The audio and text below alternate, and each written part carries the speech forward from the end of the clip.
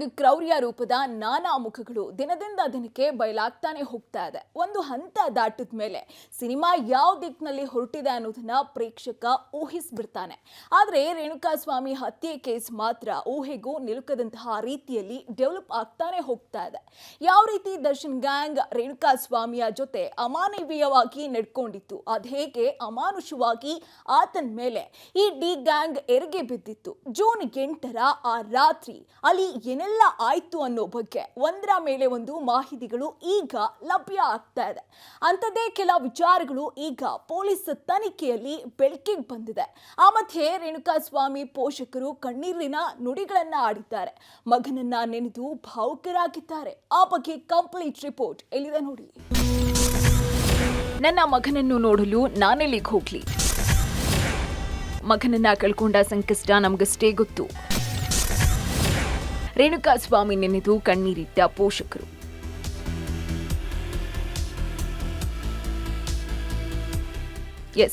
ರಾಜ್ಯಾದ್ಯಂತ ಕ್ರೌರ್ಯ ರೂಪ ದರ್ಶನ ಶುರುವಾಗಿ ಹೆಚ್ಚು ಕಡಿಮೆ ತಿಂಗಳಾಗ್ತಾ ಬಂತು. ಇತ್ತೀಚಿನ ದಿನಗಳಲ್ಲಿ ಸಿನಿಮಾಗಳು ಕೂಡ ಒಂದು ತಿಂಗಳು ಕಾಲ ಓಡೋದಿಲ್ಲ. ಆದರೆ ಕೊಲೆ ಆರೋಪಿ ಸ್ಯಾಂಡಲ್ವುಡ್ ಸೂಪರ್ ಸ್ಟಾರ್ ಅಂತಾನೆ ಹೆಸರಾಗಿದ್ದಂತಹ ದರ್ಶನ್ ಅಂಡ್ ಗ್ಯಾಂಗ್ನ ಕರಾಳ ಮುಖದ ಪ್ರದರ್ಶನ ಬಿಟ್ಟು ಬಿಡದೆ ಓಡ್ತಾ ಇದೆ, ಕನ್ನಡಿಗರನ್ನ ಬೆಚ್ಚಿ ಬೀಳಿಸ್ತಾ ಇದೆ. ರೇಣುಕಾಸ್ವಾಮಿ ಹತ್ಯೆ ಪ್ರಕರಣದಲ್ಲಿ ಅಂಧರಾಗಿರುವಂತಹ ಡಿ ಗ್ಯಾಂಗ್ನ ದುಷ್ಟ ದೈತ್ಯ ಮುಖವನ್ನ ಜೂನ್ 11ರಿಂದ ಪೊಲೀಸರು ಜನರ ಮುಂದೆ ತೆರೆದಿಡ್ತಾನೆ ಬರ್ತಿದ್ದಾರೆ. ಈಗಲೂ ಕೂಡ ಡಿ ಗ್ಯಾಂಗ್ನ ಅಂಥದ್ದೇ ಮತ್ತೊಂದು ಕರಾಳ ಮುಖವನ್ನ ಪೊಲೀಸರು ಬಟಾಬೈಲು ಮಾಡಿ ಬೀದಿಗಿಳಿದಿದ್ದಾರೆ. ಆದರೆ ಆ ಬಗ್ಗೆ ಹೇಳೋದಿಕ್ಕೂ ಮುನ್ನ ರೇಣುಕಾಸ್ವಾಮಿ ತಂದೆ ತಾಯಿಯ ಪುತ್ರ ಶೋಕವನ್ನೊಮ್ಮೆ ತೋರಿಸ್ತೀವಿ ನೋಡಿ.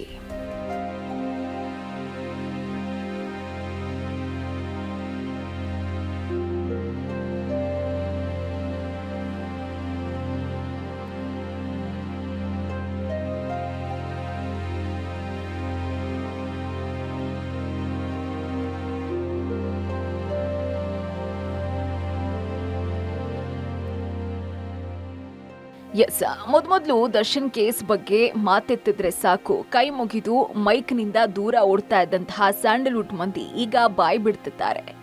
ಎಲ್ಲರೂ ಹೇಳ್ತಾ ಇರೋದು ಒಂದೇ ಮಾತು, ದರ್ಶನ್ ಕೊಲೆ ಮಾಡುವಂತಹ ವ್ಯಕ್ತಿಯಲ್ಲ, ಅವರು ಇಂತಹ ಕೃತ್ಯವನ್ನ ಮಾಡಿದ್ದಾರೆ ಅಂದ್ರೆ ನಂಬೋದಿಕ್ಕಾಗ್ತಾ ಇಲ್ಲ.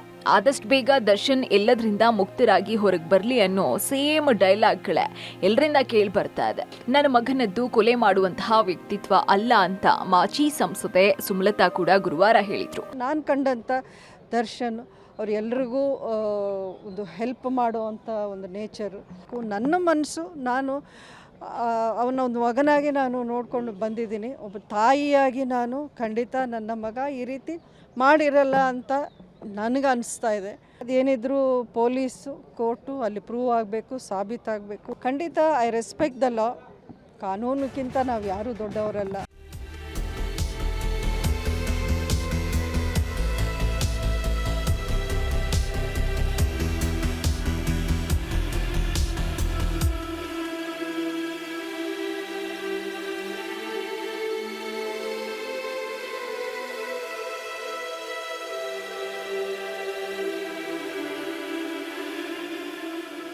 ಅಷ್ಟೇ ಅಲ್ಲ, ಅನೇಕ ಸ್ಯಾಂಡಲ್ವುಡ್ ಮಂದಿ ಪರಪ್ಪನ ಅಗ್ರಹಾರಕ್ಕೆ ಹೋಗಿ ದರ್ಶನ ಮಾಡ್ಕೊಂಡು ಬರೋದಿಕ್ಕೂ ಶುರು ಮಾಡಿದ್ದಾರೆ.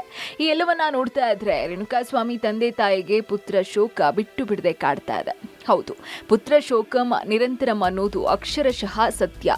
ರೇಣುಕಾಸ್ವಾಮಿ ತಂದೆ ತಾಯಿಯ ಮಾತನ್ನು ಕೇಳಿದ ಯಾರಿಗಾದ್ರೂ ಅನ್ಸಿಯೇ ಅನ್ಸುತ್ತೆ. ಹಾಗಾದ್ರೆ ರೇಣುಕಾಸ್ವಾಮಿ ತಂದೆ ತಾಯಿ ಮಾತನಾಡಿದ್ದೇನು, ಆ ದುಃಖ ತಪ್ತ ಮಾತುಗಳನ್ನ ಒಮ್ಮೆ ನೀವೇ ಕೇಳಿ. ಬಂಧನ ಅವರಿಗೆ 14 ದಿವಸ ಮತ್ತೆ ಮುಂದೋಗಿದೆ ಅಂತ ನಿನ್ನೆ ನಮಗೆ ಮಾಧ್ಯಮದವರಿಂದ ಗೊತ್ತಾಯಿತು. ಅವರಿಗೆ ತಕ್ಕವಾದ ಶಿಕ್ಷೆ ಆಗಬೇಕಷ್ಟೇ. ನಾವು ನಮ್ಮ ಮಗನ ನೋಡೋಕ್ಕೆ ಸಿಗ್ತಾ ಇಲ್ಲ. ಬೇರೆಯವರೆಲ್ಲ ಅವ್ರಿಗೆ ಅವ್ರ ತಾಯಿ ಎಲ್ಲ ಹೋಗಿ ನೋಡ್ಕೊಂಡು ಬರ್ತಿದಾರಂತೆ. ನಾವು ಯಾರನ್ನು ನೋಡೋಕ್ಕೆ ಹೋಗ್ಬೇಕು? ನನ್ನ ಮಗ ಸಿಗ್ತಾನ? ಇವಾಗ ನನಗೆ ನನ್ನ ಮಗ ಸಿಗೋದಿಲ್ಲ. ನಾವು ಸಾಯೋ ತನಕ ಅವನು ನೋಡೋಂಗಿಲ್ಲ.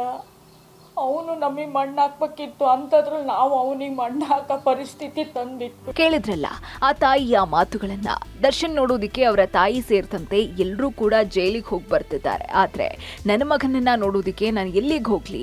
ನಮಗೆ ಮಣ್ಣು ಹಾಕಬೇಕಾಗಿದ್ದಂತಹ ಮಗನಿಗೆ ನಾವೇ ಮಣ್ಣು ಹಾಕುವಂತಾಯ್ತಲ್ಲ ಅನ್ನುವಾಗ ಆ ತಾಯಿಯ ಹೃದಯದಲ್ಲಿ ಅದೆಷ್ಟು ಪುತ್ರ ಶೋಕ ತುಂಬಿರ್ಬೋದು ಅಂತ ನೀವೇ ಊಹೆ ಮಾಡಿ. ಹೌದು, ತನ್ನ ಮಗನನ್ನ ಕೊಲೆ ಮಾಡಿದ ಆರೋಪದಲ್ಲಿ ಅಂಧರಾಗಿರೋರ ಬಗ್ಗೆ ಹೊರಗಡೆ ಅನುಕಂಪದ ಮಾತುಗಳು ಕೇಳ್ಬಂದ್ರೆ ಅದನ್ನ ನೋಡೋದಿಕ್ಕೆ ಸಾಲು ಸಾಲುಗಟ್ಲೆ ಜನ ಜೈಲಿಗೆ ಹೋಗಿ ಬರ್ತಾ ಇದ್ರೆ ಯಾವ ತಾಯಿಯ ಕರುಳ್ತಾನೆ ಸಹಿಸಿಕೊಳ್ಳುತ್ತೆ ಹೇಳಿ? ಆ ಅಸಹನೆಯನ್ನೇ ರೇಣುಕಾಸ್ವಾಮಿ ತಾಯಿ ಕಣ್ಣೀರಿನ ಮೂಲಕ ಹೊರಗೆ ಹಾಕಿದ್ದಾರೆ. ಆ ತಾಯಿಯ ಕಣ್ಣೀರಿನ ಜೊತೆ ರೇಣುಕಾಸ್ವಾಮಿಯ ತಂದೆ ಕೂಡ ಭಾವುಕರಾಗಿದ್ದಾರೆ. ಅವ್ರೇನೋ ಅವ್ರ ತಂದೆ ತಾಯಿನೋ ಅಣ್ಣ ತಮ್ಮ ಅವ್ರು ನೋಡಕ್ಕೆ ಹೋಗ್ಯಾದಾರೆ. ಆದ್ರೆ ನನ್ನ ಮಗನ ನೋಡಕ್ಕೆ ನಾನು ಎಲ್ಲಿ ಹೋಗಲಿ? ನಾನು ಹೆಂಡತಿ ಎಲ್ಲಿ ಹೋಗ್ಕೊಳ್ಳೆ, ಅವಳು ಪತ್ನಿ ಎಲ್ಲಿ ಹೋಗ್ಬೇಕು ಮಗನ ನೋಡೋಕ್ಕೆ? ಇದು ನೋಡೋದಕ್ಕೂ ನಮಗೆ ಭಾಳಷ್ಟು ಹಿಂಸೆ ಆಗ್ತಾಯಿದೆ. ನಾವು ಕಳ್ಕೊಂಡಿದ್ದೆ ನಮಗೆ ಗೊತ್ತು, ನಮ್ಮ ಅನುಭವ, ನಮ್ಮದು ಸಂಕಟ ಏನಂತ. ನಮ್ಮ ಸ್ಥಾನದಲ್ಲಿದ್ದು ಅವ್ರಿಗೆ ಯೋಚನೆ ಮಾಡಬೇಕು. ಅವರು ಬರೀ ಕೇವಲ ಅದು ಒಂದನೇ ಅಭಿಮಾನದಿಂದ ಅಲ್ಲ. ರೇಣುಕಾಸ್ವಾಮಿ ತಾಯಿಯ ಮಾತನ್ನೇ ತಂದೆ ಕೂಡ ಪುನರುಚ್ಚರಿಸಿದ್ದಾರೆ. ನನ್ನ ಮಗನನ್ನ ನೋಡೋದಿಕ್ಕೆ ನಾನೆಲ್ಲಿಗೆ ಹೋಗ್ಲಿ ಎನ್ನುವಾಗ ಹೇಗೆ ಆ ತಾಯಿಯ ಕಣ್ಣಲ್ಲಿ ನೀರು ಬಂತೋ ಅದೇ ಮಾತುಗಳನ್ನ ಆಡುವಾಗ ರೇಣುಕಾಸ್ವಾಮಿ ತಂದೆ ಕೂಡ ಕಣ್ಣೀರಿಟ್ಟಿದ್ದಾರೆ. ಅಷ್ಟೇ ಅಲ್ಲ, ಗಂಡನನ್ನ ನೋಡೋದಿಕ್ಕೆ ಈಗ ಹೆಂಡತಿ ಎಲ್ಲಿಗೆ ಹೋಗ್ಬೇಕು ಅನ್ನೋ ಕಠೋರ ಪ್ರಶ್ನೆಯನ್ನು ಕೂಡ ರೇಣುಕಾಸ್ವಾಮಿ ತಂದೆ ಭಾವುಕರಾಗಿ ಕೇಳಿದ್ದಾರೆ. ಒಂದ್ ಕಡೆ ಇಂತಹ ಭಾವುಕ ನುಡಿಗಳನ್ನ ಕೇಳೋದಿಕ್ಕೆ ಸಿಗ್ತಾ ಇದ್ರೆ, ಇನ್ನೊಂದ್ ಕಡೆ ಡಿ ಗ್ಯಾಂಗ್ನ ಕರಾಳ ಮುಖದ ನಾನಾ ರೂಪಗಳು ಅನಾವರಣ ಆಗ್ತಾನೆ ಹೋಗ್ತಿವೆ. ಈಗಲೂ ಅಂಥದ್ದೇ ಕ್ರೌರ್ಯ ರೂಪ ದರ್ಶನದ ಸಂಗತಿ ಒಂದು ಬೆಳಕಿಗೆ ಬಂದಿದೆ.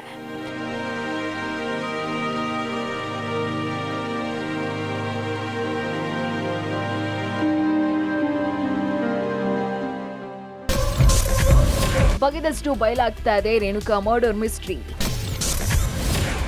ಅಂದು ಮೆರೆದಿದ್ದೆಂಥ ಕ್ರೌರ್ಯ, ಎಸಗಿದ್ದೆಂಥ ಪೈಶಾಚಿಕ ಕೃತ್ಯ. ಅವ್ರೇನ್ ಮನುಷ್ಯರ ಇಲ್ಲ ನರರೂಪ ರಾಕ್ಷಸರ?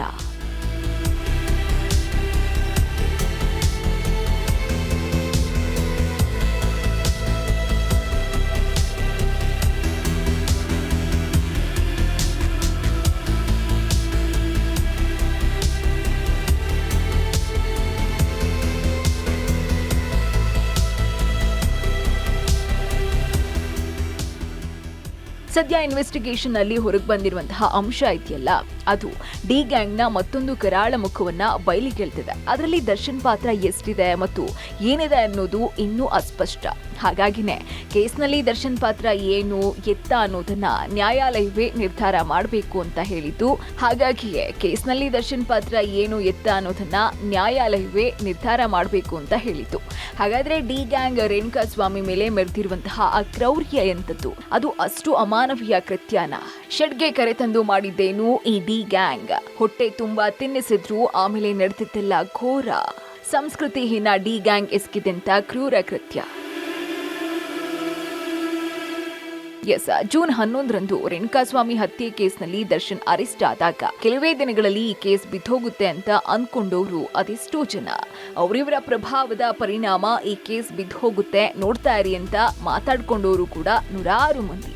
ಆದ್ರೆ ದಕ್ಷ ತನಿಖಾಧಿಕಾರಿಗಳ ಪ್ರಾಮಾಣಿಕ ತನಿಖೆಯ ಪರಿಣಾಮ ಇವತ್ತು ರೇಣುಕಾ ಹತ್ಯೆ ಕೇಸ್ ಒಂದ್ ಹಂತಕ್ಕೆ ಬಂದ್ ನಿಂತಿದೆ. ಪ್ರತಿ ಹಂತದಲ್ಲೂ ಡಿ ಅಂಡ್ ಗ್ಯಾಂಗ್ ಎಸಗಿದೆ ಎನ್ನಲಾಗ್ತಾ ಇರುವಂತಹ ಭಯಾನಕ ಕೃತ್ಯದ ಬೀಭತ್ಸ ಮುಖವನ್ನ ಪೊಲೀಸರು ಅನಾವರಣ ಮಾಡ್ತಾನೆ ಬರ್ತಿದ್ದಾರೆ. ಈಗಲೂ ಕೂಡ ಡಿ ಗ್ಯಾಂಗ್ನ ಅಂಥದ್ದೇ ಮತ್ತೊಂದು ಕರಾಳ ರೂಪವನ್ನ ಪೊಲೀಸರು ತೆರೆದಿಟ್ಟಿದ್ದಾರೆ.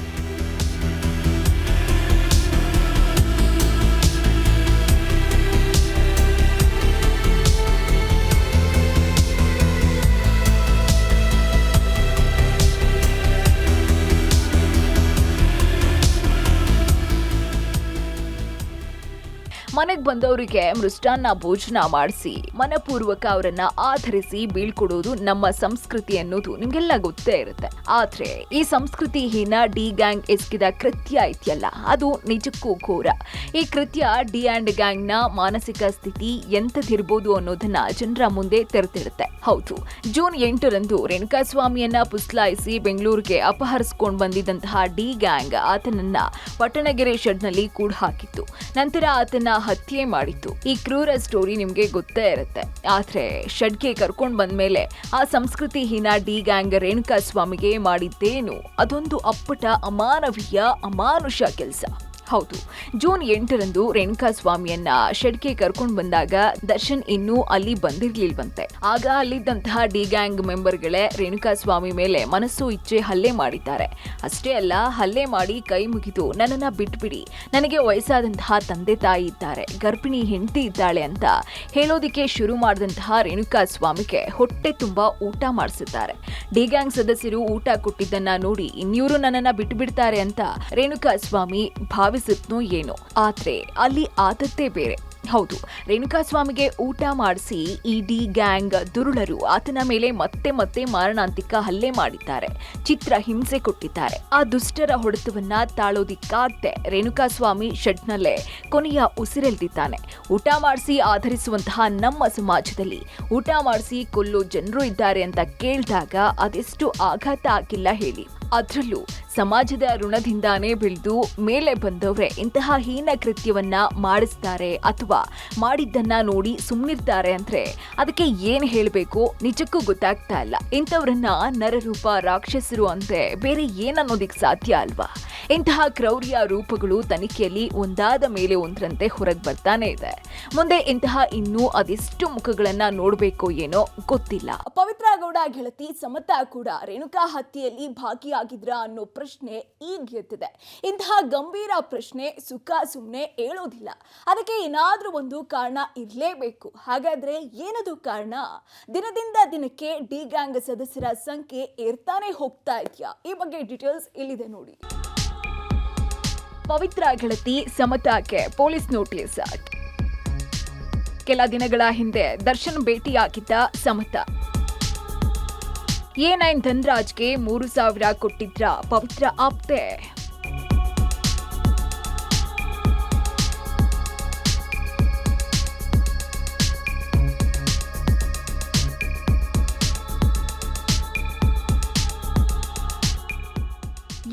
ಕೆಲ ದಿನಗಳ ಹಿಂದಷ್ಟೇ ಪರಪ್ಪನ ಅಗ್ರಹಾರಕ್ಕೆ ಪಾದ ಬೆಳೆಸಿ ದರ್ಶನ್ ಭೇಟಿಯಾಗಿ ಬಂದಿದ್ದಂತಹ ಪವಿತ್ರ ಗೌಡ ಆಪ್ತ ಗೆಳತಿ ಸಮತಾಗೀಗ ಪೊಲೀಸರು ನೋಟಿಸ್ ಕೊಟ್ಟಿದ್ದಾರೆ. ಜೈಲಿಗೆ ಹೋಗಿ ಕೊಲೆ ಆರೋಪಿ ದರ್ಶನ್ನನ್ನ ಮೀಟ್ ಮಾಡ್ಕೊಂಡು ಬಂದಿರೋದಕ್ಕೆ ಸಮತಾಗೆ ನೋಟಿಸ್ ಕೊಟ್ರ? ಖಂಡಿತ ಇಲ್ಲ. ಹಾಗೆಲ್ಲ ನೋಟಿಸ್ ಕೊಡೋದಿಕ್ಕೂ ಆಗೋದಿಲ್ಲ. ಪವಿತ್ರ ಗೌಡಾಳ ಗೆಳತಿ ಸಮತಾಗೆ ಪೊಲೀಸರು ನೋಟಿಸ್ ಕೊಟ್ಟಿರೋದು ರೇಣುಕಾಸ್ವಾಮಿ ಹತ್ಯೆ ಕೇಸಲ್ಲಿ ಆಕೆಯ ಪಾತ್ರ ಏನಾದ್ರೂ ಇದೆಯಾ ಅನ್ನೋದನ್ನ ಕನ್ಫರ್ಮ್ ಮಾಡ್ಕೊಳ್ಳೋದಿಕ್ಕೆ. ಹೌದು, ರೇಣುಕಾಸ್ವಾಮಿ ಹತ್ಯೆ ಬಳಿಕ A9 ಆರೋಪಿ ಧನ್ರಾಜ್ಗೆ ಈ ಸಮತಾ 3,000 ಹಣ ನೀಡಿದ್ದಾಗಿ ತಿಳಿದು ಬಂದಿದೆ. ಗೂಗಲ್ ಪೇ ಮೂಲಕ ಧನ್ರಾಜ್ಗೆ ಸಮತಾ ಹಣ ವರ್ಗಾವಣೆ ಮಾಡಿದ್ರು ಅಂತ ಹೇಳಲಾಗ್ತಾ ಇದೆ. ಅಷ್ಟಕ್ಕೂ ಆರೋಪಿ ಧನ್ರಾಜ್ ಜೊತೆ ಸಮತಾ ವ್ಯವಹಾರ ಮಾಡಿದ್ಯಾಕೆ ಅನ್ನೋದು ಮೊದಲನೇ ಪ್ರಶ್ನೆ. ಆ ವ್ಯವಹಾರಕ್ಕೂ ಮೊನ್ನೆಯಷ್ಟೇ ಜೈಲಿಗೆ ಹೋಗಿ ದರ್ಶನ್ ಭೇಟಿಯಾಗಿ ಬಂದಿದ್ದಕ್ಕೂ ಏನಾದ್ರೂ ಸಂಬಂಧ ಇದೆಯಾ ಅನ್ನೋದು ಎರಡನೇ ಪ್ರಶ್ನೆ.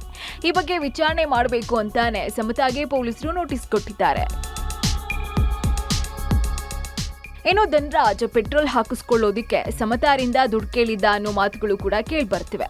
ಆದ್ರೆ ಇದರಲ್ಲಿ ಯಾವುದು ಸತ್ಯ ಅಲ್ಲ ಅಂತ ತಿಳಿಯೋದು ಪೊಲೀಸರು ಸಮತಾರನ್ನ ವಿಚಾರಣೆ ಮಾಡ್ದಾಗ್ಲೆ.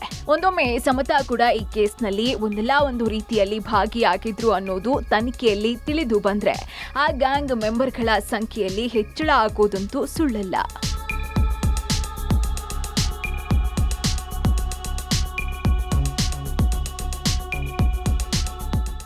ಪೊಲೀಸರಿಂದ ಶುರುವಾಯಿತು ನೋಟಿಸ್ ಪರ್ವ. ವಿಚಾರಣೆಗೆ ಹಾಜರಾದ ಮೋಹನ್ ರಾಜ್. ಒಂದ್ ಕಡೆ ರೇಣುಕಾ ಹತ್ಯೆ ತನಿಖೆ ಅತಿ ವೇಗದಿಂದ ಮುನ್ನಡೀತಾ ಇದ್ರೆ ಮತ್ತೊಂದ್ ಕಡೆ ಅದಕ್ಕೆ ಪೂರಕ ಅನ್ನೋ ತರ ಹಲವಾರು ಮಂದಿಗೆ ಪೊಲೀಸರು ನೋಟಿಸ್ ಕೊಟ್ಟು ವಿಚಾರಣೆಗೆ ಕರೆಸ್ಕೊಳ್ತಿದ್ದಾರೆ. ಹೌದು, ಸಾಕ್ಷಿಯಾಗಿ ಪರಿಗಣಿಸೋದಕ್ಕೆ ಕೆಲವರಿಗೆ ನೋಟಿಸ್ ಕೊಡ್ತಾ ಇದ್ರೆ ಇನ್ನು ಕೆಲವರನ್ನ ರೇಣುಕಾ ಹತ್ಯೆ ಕೇಸ್ನಲ್ಲಿ ಭಾಗಿಯಾಗಿರೋ ಅನುಮಾನದ ಮೇಲೆ ನೋಟಿಸ್ ಕೊಟ್ಟು ವಿಚಾರಣೆಗೆ ಕರೆಸ್ಕೊಳ್ತಾ ಇದೆ ಖಾಕಿ ಪಡೆ. ಅಷ್ಟಕ್ಕೂ ಯಾರ್ಯಾರಿಗೆಲ್ಲ ಪೊಲೀಸರು ನೋಟಿಸ್ ಕೊಡೋದಕ್ಕೆ ತಯಾರಿ ಮಾಡ್ಕೊಂಡಿದ್ದಾರೆ ಒಮ್ಮೆ ನೋಡ್ಬಿಡಿ.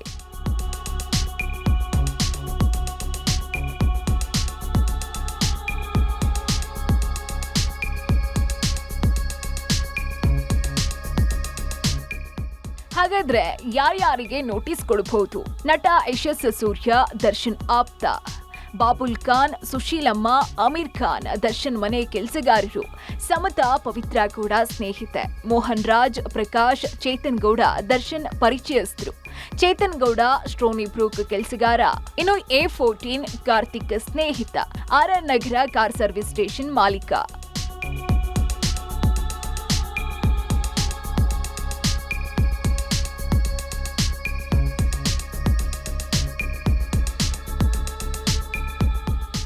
ಸದ್ಯದ ಮಟ್ಟಿಗೆ ಇಷ್ಟು ಮಂದಿಗೆ ಪೊಲೀಸರು ನೋಟಿಸ್ ಕೊಡೋದಕ್ಕೆ ಮುಂದಾಗಿದ್ದಾರಂತೆ. ಇವರಲ್ಲಿ ಕೆಲವರನ್ನ ಸಾಕ್ಷಿಯಾಗಿ ಪರಿಗಣಿಸಿದ್ರೆ ಇನ್ನು ಕೆಲವರನ್ನ ಸಸ್ಪೆಕ್ಟ್ಗಳಾಗಿ ಪರಿಗಣಿಸುವುದು ಅಂತ ಹೇಳಲಾಗ್ತಾ ಇದೆ. ಈಗಾಗಲೇ ಸೆಕ್ಷನ್ 164 ಅಡಿ 7 ಮಂದಿಯ ಹೇಳಿಕೆಯನ್ನ ಸಂಗ್ರಹ ಮಾಡಲಾಗಿದೆಯಂತೆ. ಜೊತೆಗೆ ಕೇಸ್ಗೆ ಪೂರಕವಾಗುವಂತಹ ದೃಷ್ಟಿಯಿಂದ ಇನ್ನಷ್ಟು ಮಂದಿಯನ್ನ ಸಾಕ್ಷಿಗಳಾಗಿ ಪರಿಗಣಿಸೋದಕ್ಕೆ ಪೊಲೀಸರು ಸಿದ್ಧತೆ ಮಾಡಿಕೊಳ್ತಾ ಇದ್ದಾರೆ ಅಂತ ಹೇಳಲಾಗ್ತಿದೆ. ಆ ಕಾರಣದಿಂದಾನೇ ನೋಟಿಸ್ ಪರ್ವವನ್ನ ಪೊಲೀಸರು ಶುರು ಮಾಡಿದ್ದಾರೆ ಅಂತ ಹೇಳಲಾಗ್ತಿದೆ. ಇನ್ನು ಸಾಕ್ಷಿಗಳ ಜೊತೆಗೆ ಅನುಮಾನಾಸ್ಪದವಾಗಿ ಕಂಡೋರನ್ನು ಕೂಡ ಪೊಲೀಸರು ವಿಚಾರಣೆಗೆ ಕರೆಸಿಕೊಳ್ತಾ ಇದ್ದಾರೆ. ಹಾಗಾಗಿ ಡಿ ಗ್ಯಾಂಗ್ ಸದಸ್ಯರ ಸಂಖ್ಯೆ ಇನ್ನಷ್ಟು ಹೆಚ್ಚಾದ್ರೂ ಆಗ್ಬಹುದು, ಹೇಳೋದಿಕ್ಕಾಗೋದಿಲ್ಲ. ಈ ಎಲ್ಲದರ ಮಧ್ಯೆ ದರ್ಶನ್ಗೆ 40 ಲಕ್ಷ ಕೊಟ್ಟು ಇಷ್ಟು ದಿನ ತಲೆಮರೆಸಿಕೊಂಡಿದ್ದಂತಹ ಮೋಹನ್ ರಾಜ್ ಶುಕ್ರವಾರ ಪೊಲೀಸರ ಮುಂದೆ ಹಾಜರಾಗಿದ್ರು. ಪೊಲೀಸರು ಅವಶ್ಯ ಮಾಹಿತಿಗಳನ್ನ ಮೋಹನ್ ರಾಜ್ರಿಂದ ಪಡ್ಕೊಂಡಿದ್ದಾರೆ ಅಂತ ಹೇಳಲಾಗ್ತಿದೆ. ಪರಪ್ಪನ ಅಗ್ರಹಾರದಲ್ಲಿ ಕೂತ್ಕೊಂಡೆ ದರ್ಶನ್ ಬೇಲ ಚಿಂತನೆಯನ್ನ ನಡೆಸ್ತಾ ಇದ್ದಾರಂತೆ. ಯಾವಾಗ ಹೊರಗೆ ಬರ್ತೀನೋ ಅನ್ನೋ ಚಿಂತೆಯಲ್ಲೇ ಇದ್ದಾರಂತೆ. ಡಿ ಗ್ಯಾಂಗ್ ನಾಯಕನಿಗೆ ನಿತ್ಯವೂ ಈ ಜಾಮೀನಿನ ಚಿಂತೆನೇ ಟೆನ್ಷನ್ ಆಗಿದ್ಯಂತೆ. ಆ ಬಗ್ಗೆ ಒಂದು ರಿಪೋರ್ಟ್ ಇಲ್ಲಿದೆ ನೋಡಿ. ಜೈಲಲ್ಲಿ ದಾಸನಿಗೆ ಬೇಲ್ ಟೆನ್ಷನ್. ಮುಂದಿನ ಕಾನೂನು ಹೋರಾಟದ ಬಗ್ಗೆ ಚರ್ಚೆ. ದರ್ಶನ್ ಹೊರ ಪ್ರಪಂಚದ ಕಾಂಟ್ಯಾಕ್ಟ್ ಕಳ್ಕೊಂಡು ತಿಂಗಳಾಗ್ತಾನೆ ಬಂತು. ಪರಪ್ಪನ ಅಗ್ರಹಾರಕ್ಕೆ ಹೋದಾಗ್ನಿಂದಾನು ದರ್ಶನ್ ವಿಲವಿಲ ಅಂತ ಓದಾಡ್ತಾ ಇದ್ದಾರಂತೆ. ಒಂದ್ ಕಡೆ ಊಟ ಹಿಡಿಸ್ತೆ, ಇನ್ನೊಂದ್ ಕಡೆ ನಿದ್ದೆ ಬರ್ತೆ. ಯಾವಾಗಪ್ಪ ಹೊರಗೆ ಹೋಗ್ತೀನಿ ಅನ್ನೋ ಚಿಂತೆಯಲ್ಲೇ ದರ್ಶನ್ ಮುಳುಗಿದ್ದಾರಂತೆ. ಈಗ ದರ್ಶನ್ ಹೊರಗೆ ಬರಬೇಕು ಅಂದ್ರೆ ಅವರ ಮುಂದಿರುವಂತಹ ಒನ್ ಅಂಡ್ ಓನ್ಲಿ ಆಪ್ಷನ್ ಜಾಮೀನು. ಆದ್ರೆ ಚಾರ್ಜ್ ಶೀಟ್ ಆಗೋ ತನಕ ದರ್ಶನ್ ಬೇಲ್ಗೆ ಅಪ್ಲೈ ಮಾಡೋ ಹಾಗೆ ಕಾಣಿಸ್ತಾ ಇಲ್ಲ. ಒಂದ್ ಕಡೆ ಒಳಗಿರೋದಿಕ್ಕೂ ಆಗದೆ, ಮತ್ತೊಂದ್ ಕಡೆ ತಕ್ಷಣಕ್ಕೆ ಜಾಮೀನು ಅರ್ಜಿ ಹಾಕೋದಿಕ್ಕೂ ಆಗದೆ ದರ್ಶನ್ ತಡಬಡಾಯಿಸ್ತಾ ಇದ್ದಾರಂತೆ. ಹಾಗಾಗಿ ಜೈಲಲ್ಲಿ ಕೂತ್ಕೊಂಡೆ ಹೊರಗೆ ಬರೋದಿಕ್ಕೆ ಡಿ ಗ್ಯಾಂಗ್ ನಾಯಕ ಪ್ಲಾನ್ ಮಾಡ್ತಿದ್ದಾರಂತೆ. ಮುಂದಿನ ಕಾನೂನು ಹೋರಾಟ ಹೇಗಿರಬೇಕು ಅನ್ನೋದ್ರ ಕುರಿತು ವಕೀಲರ ಜೊತೆ ದರ್ಶನ್ ಚರ್ಚೆ ಮಾಡಿದ್ದಾರೆ ಅಂತ ಹೇಳಲಾಗ್ತಿದೆ. ಆ ಚರ್ಚೆಯ ನಂತರ ಬೇಲ್ ವಿಚಾರದಲ್ಲಿ ದರ್ಶನ್ ಇಡುವಂತಹ ಹೆಜ್ಜೆ ಏನು ಅನ್ನೋದು ಗೊತ್ತಾಗಲಿದೆ. ಗುರುವಾರ ವಿಡಿಯೋ ಕಾನ್ಫರೆನ್ಸ್ ಮೂಲಕ ಕೋರ್ಟ್ಗೆ ಹಾಜರಾಗಿದ್ದಂತಹ ದರ್ಶನ್ಗೆ ಮತ್ತೆ ಪರಪ್ಪನ ಅಗ್ರಹಾರವೇ ಗತಿಯಾಗಿದೆ. ಕೋರ್ಟ್ ವಿಚಾರಣೆ ಮುಗಿದ ಮೇಲೆ ತಕ್ಷಣ ದರ್ಶನ್ ತಮ್ಮ ಆಪ್ತರಿಗೆ ಕರೆ ಮಾಡಿ ಮಾತನಾಡಿದ್ದಾರಂತೆ. ಹೇಗ್ ಹೊರಗೆ ಬರೋದು, ಮುಂದಿನ ಕಾನೂನು ಹೋರಾಟ ಹೇಗಿರಬೇಕು ಅನ್ನೋದ್ರ ಬಗ್ಗೆನೆ ದರ್ಶನ್ ಚರ್ಚಿಸಿದ್ದಾರೆ ಅಂತ ಹೇಳಲಾಗ್ತಿದೆ. ಆದ್ರೆ ದರ್ಶನ್ಗೆ ಬೇಲ್ ಸಿಗೋದು ಬಿಡೋದು ಈಗ ಚಾರ್ಜ್ ಶೀಟ್ ಮೇಲೆ ನಿಂತಿದೆ. ಈಗ ದರ್ಶನ್ ಮೇಲಿರುವಂತಹ ಗಂಭೀರ ಆರೋಪಗಳೇನಾದ್ರೂ ಚಾರ್ಜ್ ಶೀಟ್ ನಲ್ಲಿ ಉಲ್ಲೇಖವಾಗದೇ ಇದ್ರೆ ದರ್ಶನ್ಗೆ ಬೇಲ್ ಸಿಗೋ ಅವಕಾಶಗಳಿವೆ. ಆದ್ರೆ ಕೊಲೆ, ಕಿಡ್ನಾಪ್, ಸಾಕ್ಷ್ಯ ನಾಶದಂತಹ ವಿಚಾರಗಳು ಚಾರ್ಜ್ ಶೀಟ್ ನಲ್ಲಿ ಉಲ್ಲೇಖವಾದ್ರೆ ದರ್ಶನ್ ಏನೇ ಮಾಡಿದ್ರು ಬೇಲ್ ಸಿಗಲ್ಲ ಅಂತ ಹೇಳಲಾಗ್ತಿದೆ. ಹೊರಗೆ ಬರಬೇಕು ಅಂತ ದರ್ಶನ್ ಏನೋ ಶತ ಪ್ರಯತ್ನವನ್ನೇನೋ ಮಾಡ್ತಿದ್ದಾರೆ. ಆದ್ರೆ ಅದೆಲ್ಲ ಎಷ್ಟರ ಮಟ್ಟಿಗೆ ಡಿ ಗ್ಯಾಂಗ್ ನಾಯಕನಿಗೆ ಸತ್ಫಲ ಕೊಡುತ್ತೆ ಅನ್ನೋದನ್ನ ಕಾದು ನೋಡ್ಬೇಕಾಗಿದೆ. ನೋಡಿದ್ರಲ್ಲ ವೀಕ್ಷಕರೇ, ಇದಾಗಿತ್ತು ಈ ಹೊತ್ತಿನ ವಿಶೇಷ. ನೆನಪಿರ್ಲಿ, ನ್ಯೂಸ್ ಅಂದ್ರೆ ಪಬ್ಲಿಕ್ ಟಿವಿ.